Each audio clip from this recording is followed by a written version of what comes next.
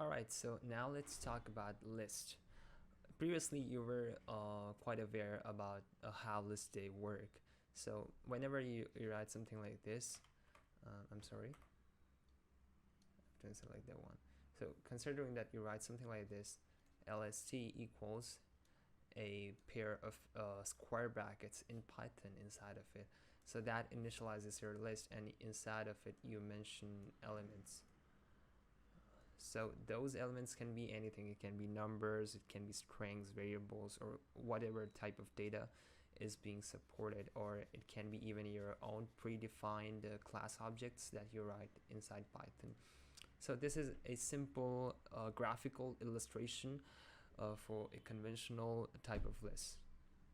Suppose this list might contain values, let's consider it to be 2, 4, 9, 11, 36, 1, 0, and 100.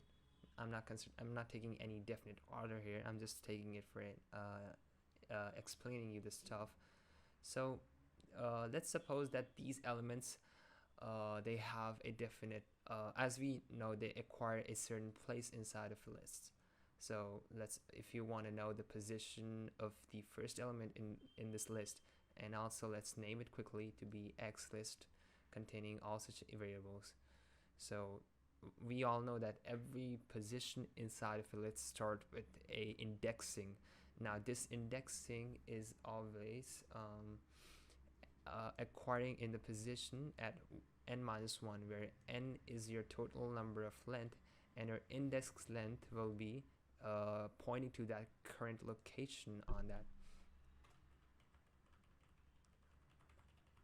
So now coming up to the annoying part, we know that this list will contain its second value at the position 0, its fourth value at position 1, ninth value, and following the same order in the upcoming series you will be getting 3, 4, 5, 6, 7, and that's it.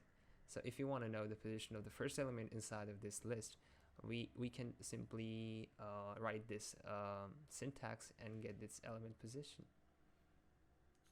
So this is the position of our first element. Not a great deal, right? But this comes a new part. So now you're typically very used to writing any form of a list, something like this. So if I want to create a list of elements that it will going to contain will be, let's consider 3 at most. So I can write this down in a form like 3, 2, 1, 6. So this contains like 4 elements inside of itself.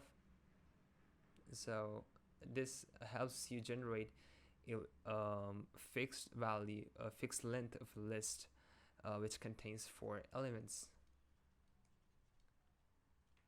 Fine.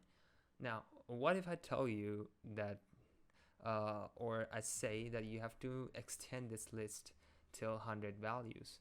Now, this method will work until you have a undefined series of elements being present inside of a list. So I'd just tell you what I mean by that quickly. So let's take up a new example and say from the above one itself that you have a list which contains a scattered value. That means they are not in any order or pattern they will follow. 1, 2, 0. See, we can clearly distinguish that they are not obeying any certain fixed rule. But what if you want to define a list something like this? A list element, let's consider it to be B to avoid a little confusion here. And let's give it some elements like 1, 4, 9, 16, 25, 36. That's it. That's enough to figure out what I'm trying to say you. So if some of you who were quite mathematically inclined would have easily guessed what I'm trying to say. The first element is obviously square of the first element. These all elements are a perfect squares, meaning that there's quite a few numbers. So if I decode it down here, there will be 1, 2, 3, 4, 5, and 6. Now, what's so special about it? Well, as I told you previously, that if there isn't any sort of a defined order on which your lists are working, this method is more than right, right? What if you have something like this and you are not reaching it down to a limited value, or you'll be following up till a, let's suppose to be 1,000 place in your list value? Well, that sounds very mouthful, and I know it's very impractical to say that we are going to write it down until the hundreds of its value. Or you might be thinking that, yeah, I can supposingly consider a for loop, and inside of it, for loop, I can embed it. Well, that method is also naturally very correct, but the thing that I wanted to tell you will not correspond to it. So now I'll try to give you an interesting way out. So here comes the meaning of list comprehensions. What they provide you is a method that provides you a concise way to create lists that are used for common applications to make new lists, where each element is a result of some operations applied to each member of the another sequence or iterable, or to create a subsequence of those elements that satisfy a certain conditions. This is where the most of the time. Now, catching up from the previous part, we'll continue to practice this list comprehension inside the Python idle editor. So we all know, as previously I assume, that if how to define a empty list, something like this. Or let's consider that this list value will contain certain position in its indexes, the values that it can hold or it can have. So I'm just taking every form of random number. Now clearly this number doesn't follows any patterns or sequences, right? But what if you had another list that would contain something like these form of values, 1, 2, 3, 4, 9, and then comes 16, 25, and so much more. So what is clearly visible to us that we learned in the previous example, that this number is a sequence that is following the square of first, second, third, fourth, fifth, and that's it.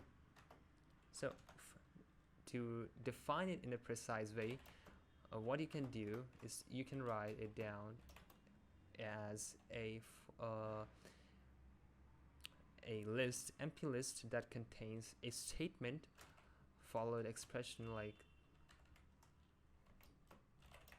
for I in range 5.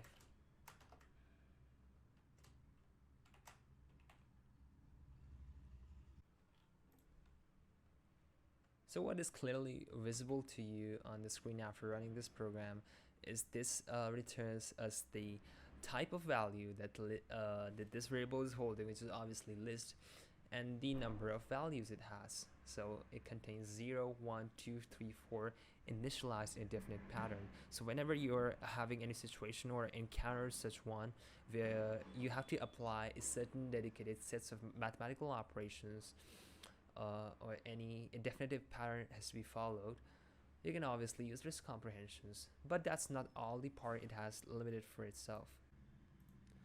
Well, that's not the entire part of a list comprehension it provides to the user. It can even extend beyond it. So let's suppose you want to have a list of every possible even number inside a dedicated range. So I'll type that same syntax again, and this time everything would be similar until the range, but something. So let's give the value till how far I want this list range to go, and will be 46. But this time I'll be putting a conditional clause, which is an if. So if I is even, so if I is So I want to target this value to be whether it's even or not. So if I modulus 2 is equal to 0, then only we will allow that value to be added to our list. So now let's quickly see it's so now what you will be prompted up on your Python idle screen will be a list that will contain every even value that was provided by the conditional clause for checking whether the number is even or not until the range of 46. So you can clearly see every even value that we provided a specified condition to cross by a if statement clause has now been made available inside our list. So